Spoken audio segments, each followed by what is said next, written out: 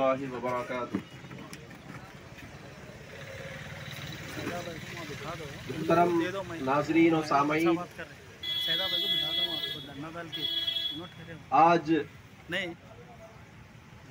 यहाँ पर तेलंगाना राष्ट्र संचार मुस्लिम तेगला संगम यानी कबाइली जो मुस्लिम भाई हैं हमारे, उनकी जानिब से ये जो धरना मुनाकिद किया गया है, मैं मुंतज़िमीन का सबसे पहले मैं मुबारकबादी देता हूं कि जब तक हम सवाल नहीं करेंगे, जब तक हम आवाज नहीं उठाएंगे, तब तक कोई ना हमारी कोई बात सुनेगा, ना हमारे मसाइल हल होंगे। ये बहुत खुश आइन बात है कि हम लोगों के अंदर ये शऊर आ रहा है कि हम सवाल करने का जो जज्बा, पूछने का, लड़ने का जो मिजाज है, वो अभी हमारे अंदर शुरू हो रहा है। ये अल्लाह का बहुत बड़ा शुक्र व एहसान है। मोहतरम नाज़रीन, ये जो भी,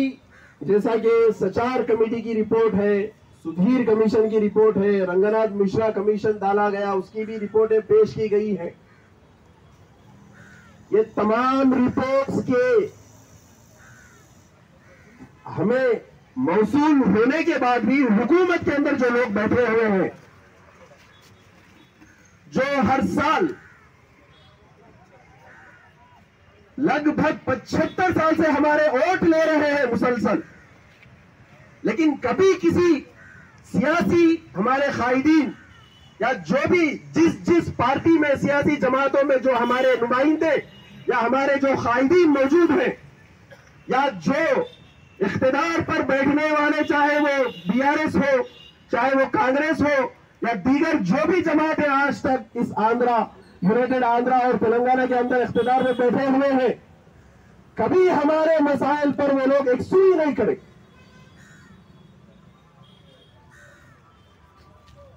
देखिए, दुनियावी जो हमारे मसाइल हैं, हमारी तालीम है, हमारी रोजगारी है, और हमारे जो भी मसाइल हैं, ये तमाम मसाइल सियासत से जुड़े हुए हैं। हम सियासत से किनारा कश होकर, सियासत से मुंह मोड़कर,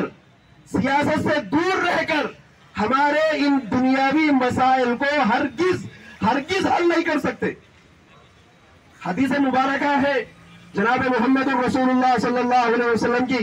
कानत बनु इसराइल तसुसुहुमुल अंबिया कुल्लमा हलक नबियुन व खलफहु नबियुन, कि बनी इसराइल के तमाम अंबिया सियासी थे, वो वक्त के इमाम भी थे और बैक वक्त वो सियासी रहनुमाई भी थे, और जब किसी नबी का इंतकाल कर जाते, वो अल्लाह के प्यारे हो जाते, तो फिर दूसरे नबी को अल्लाह भेजते। वो बैक वक्त हमारे दीनी रहनुमा भी हुआ करते थे और हमारे सियासी रहनुमा भी हुआ करते थे। लेकिन जब आजादी मिली, 75 साल हो रहे हमें,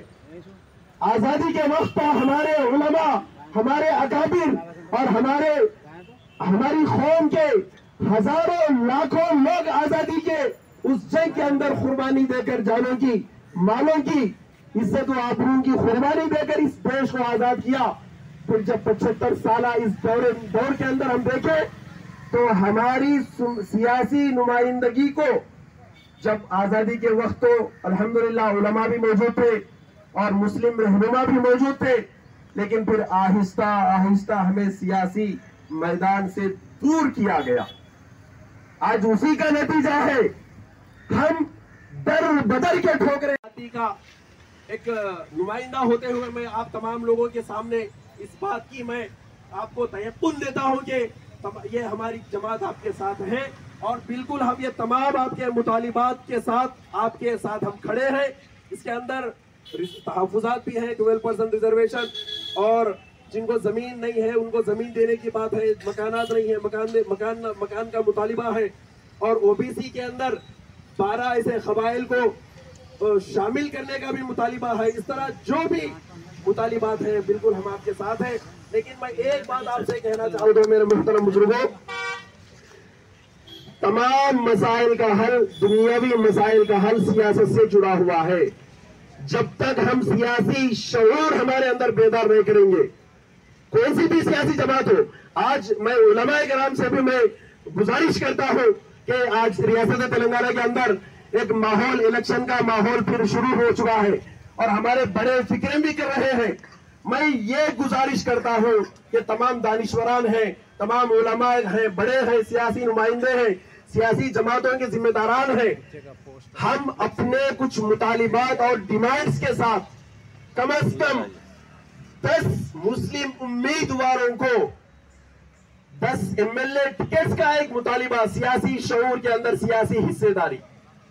जब तक हमारे अपने नुमाइंदे नहीं रहेंगे, हमारे अपने फिक्र करने वाले असेंबली में, पार्लियामेंट में नहीं रहेंगे, तो फिर हमारी आवाज नहीं पहुंचेगी, हमारी तकालीफ उनको नहीं मालूम होंगे। तो लिहाजा सियासी हिस्सेदारी को इसके अंदर शामिल की जाए, सियासी हिस्सेदारी अव्वल दर्जे पे हो और बाकी हमारे 12% रिजर्वेशन है,